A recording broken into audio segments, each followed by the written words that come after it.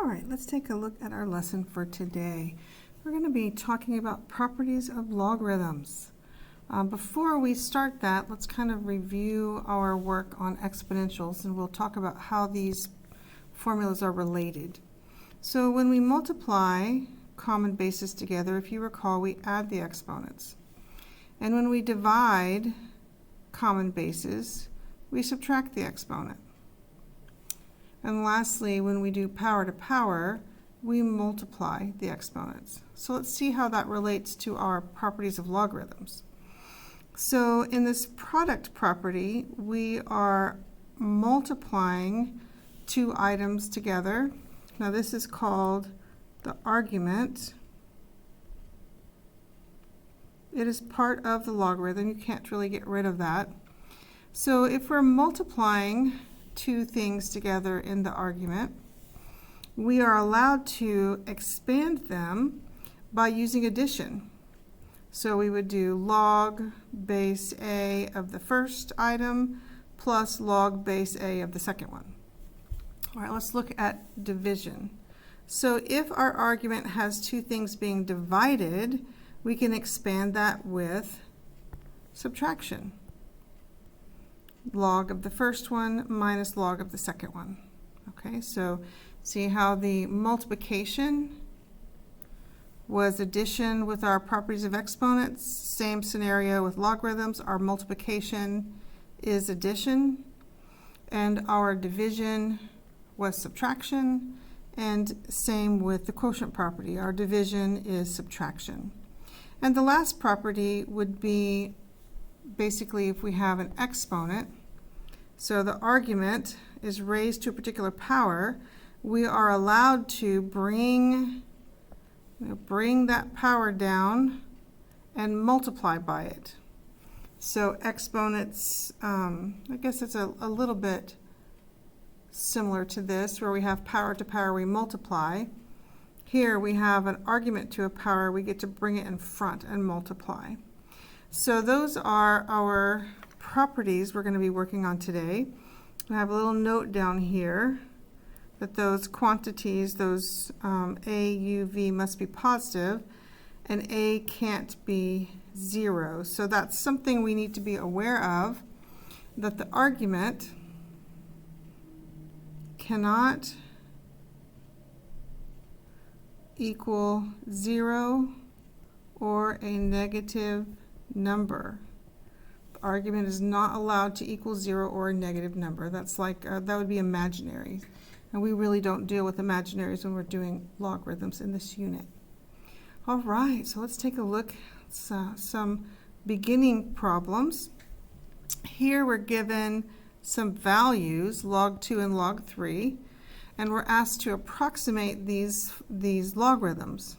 Okay, so you see that this first one, we've got a 2 divided by 3, so they're basically wanting us to expand it. So let's get the 2 and the 3 by themselves. So these would be division. So then I would do log 2 minus log 3. And now I can use substitution. In place of the log 2, I'm going to put 0.301. And in place of the log 3, I'm going to put 0.477. And then just subtract those. And I would come up with this as my approximate value of log of 2/3. All right, let's look at the second one. Now the second one wants log of 6. I don't have a 6, I have a 2 and a 3. So I need to think about how could I rewrite that to have a 2 and or a 3. Well, I think we probably all remember that that 6 is the same thing as 2 times 3. So now we can use our property, which takes the argument, which has multiplication inside of it, and expand it to addition. So log 2 plus log 3. Again, we're going to use substitution, replace log 2 with 0.301, and replace log 3 with 0.477. And then we just add those two numbers together, and we get 0.778. Okay, making progress. Number 3, let's see, we've got a 9. Well, that's not a 2 or a 3. Let's think about that. There's a couple of different ways that we could rewrite this. We could either write it as log of 3 times 3. That would be acceptable. Or we could write it as log 3 squared. Both of those are perfectly fine. In the first case, log of 3 times 3, we would separate it much like we did in number 2 and change it to log 3 plus log 3. So let's do a little differently in this one. Let's do the one with this one right here with the exponent, just to get a little bit of practice. So to expand this, you know, we have that 3 is squared, so I would use that third rule and bring the 2 to the front. And so then I have 2 times log of 3 was 0.477. And if we multiply that by 2, we get 0.954, which is actually the exact same thing we would have gotten had we chosen to do it this first way, log 3 plus log 3. Just a reminder, I don't have a base here. Do we remember, if the log has no base, what the base is? Do we remember that? It's an implied number. It's an implied 10. That would be base 10. So if it's an LOG with no base written, it's an implied 10. All right, let's go to the next page and do a little bit more. Let's work on expansion. So just a little note up here, the order that we would expand things in, the first thing that we would consider would be parentheses. You know, if I had some parentheses. The second thing that I would consider as I'm expanding would be all my products and quotients. And the third thing that I would consider in expansion would be the powers. The powers would be the last thing that I would do. All right, so let's take a look at this one.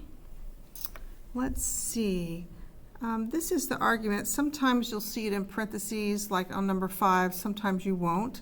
But that is the argument. Let's see. We've got a couple things going on. These are connected by multiplication, and I have an exponent. Or a power. Okay, so what I want to do is I want to do the product first. So let's pull this apart. So it would be log base 5 of 8 plus log base 5 of x cubed. The reason that we do this first is so that this cubed only is attached to the x. It's not attached to the 8. So if we tried to do the cubed first, we would have a problem because 8 isn't cubed, only x. Now we are free to deal with the power.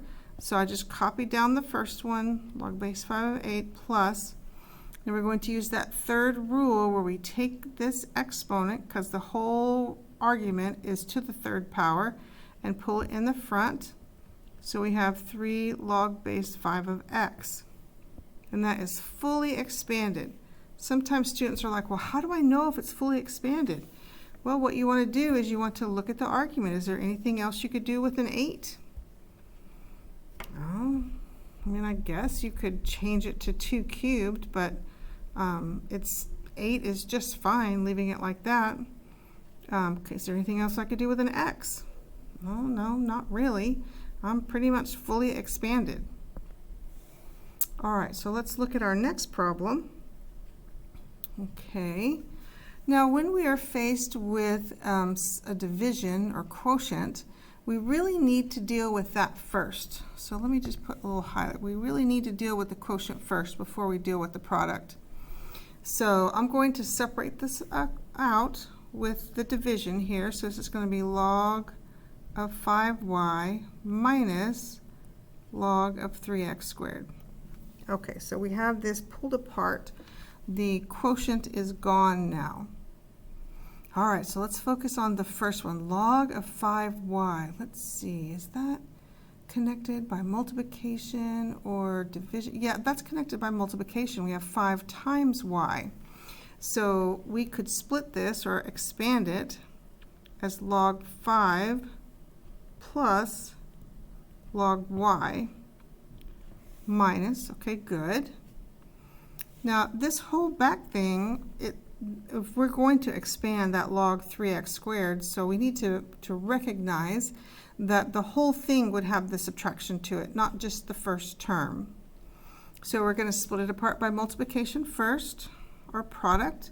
So this would be log 3 plus log x squared. Okay, very nice. One last thing to do, we need to deal with the power. X has a squared on it, so we can expand that even farther.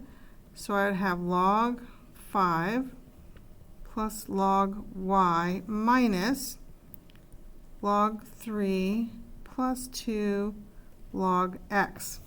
Now you could, if you wanted to, distribute that negative to both terms, or you could leave it with parentheses. Either one of those is fine. All right, that's expanding. Okay, now let's work on condensing. Let's look at some things that we need to be aware of. So when we're condensing, again, we want to work with parentheses first. Okay, the second thing we want to look at is powers. We want to look at powers, and then we want to do all the multiplication and division, or adding and subtracting. It looks like this we want to move from left to right. Okay, so that's what we're going to be focusing on when we condense. Okay, on number 6, there's no parentheses. Okay, that's fine. So now let's see, do any of those logarithms have a power? Let's see, yes. This 4 is a power, so let's bring that up into the argument first. So we've got log base 3 of x plus log base 3 of y to the 4th minus log base 3 of 5. Now you might be wondering, what would happen if this were like a base 4? What if the bases were different? If the bases were different, we would not be able to condense them. Okay, that's something pretty important. We can't condense them if the bases are different, only if they're the same. And last time we looked at a change of base formula. We won't do that in this course, but if we needed to change bases, we could use the change of base formula. Okay, we won't do that in this course. All right, so we took care of, we don't have parentheses, when we have powers, we took care of that. Now we're going to work from left to right. So I'm going to bring together these two terms first. So log base 3 of x plus log base 3 of y to the 4th would be log base 3 of x y to the 4th. And let's just write the other one down. Okay, good. So now continuing from left to right, it's a subtraction, so that means that we're dividing. So log base 3 of x y to the 4th over 5. Now there's something I need to point out here, and that is, this is not the same as log base 3 of x y to the 4th over log base 3 of 5. That is not okay. Okay, we are not allowed to do that, because it's not the logs that are being divided, it's their arguments that are being divided, and that is a very, very common error. So we need to be sure to recognize that the rules are all about the arguments. They're not about dividing different log functions. It's about the arguments, this little guy right here having division inside of it. Okay, so now let's look at number 7. Let's deal with our parentheses first. So let's see, we've got these two, they have a plus, so we're going to connect those with multiplication. So 3 log base 2 of x minus log base 2 of 4y. Okay, great. So we did parentheses first. Now let's work on powers. That first term, 3 log base 2 of x, has a power, right? That 3 is a power.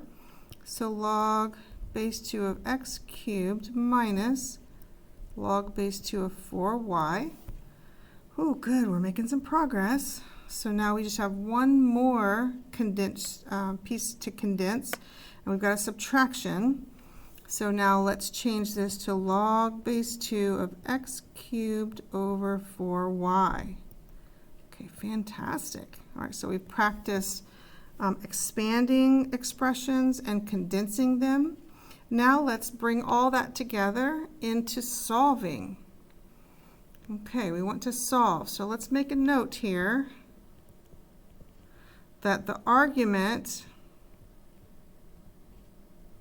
cannot equal 0 and the argument cannot be negative. Just so we're clear, that would be imaginary. We're not dealing with imaginary. That cannot be. So if there's a log expression on each side, what we want to do is bring it together to just be one log. So let me just do a little reminder. Remember when we were in that other unit about exponents? Don't you love it when it just disappears? Okay, come back. All right. When we were in that other unit with exponents, remember how we would get like 3 to the x equals 3 to the 2x minus 1? Remember when the bases were the same, we just kind of ignored the bases. You know, we just ignored them and we set the exponents equal to each other. Remember that technique?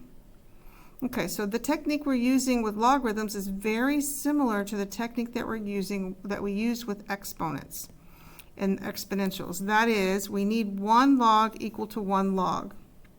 So on the left side, I already have one log, right? I've got log base 4 of 5. On the right side, I have 2, so I need to combine them into 1. They're attached by subtraction, so that means I'm going to divide their arguments, 10 divided by x. So similar to the other, our technique that we use for exponentials, here what I'm going to do is I'm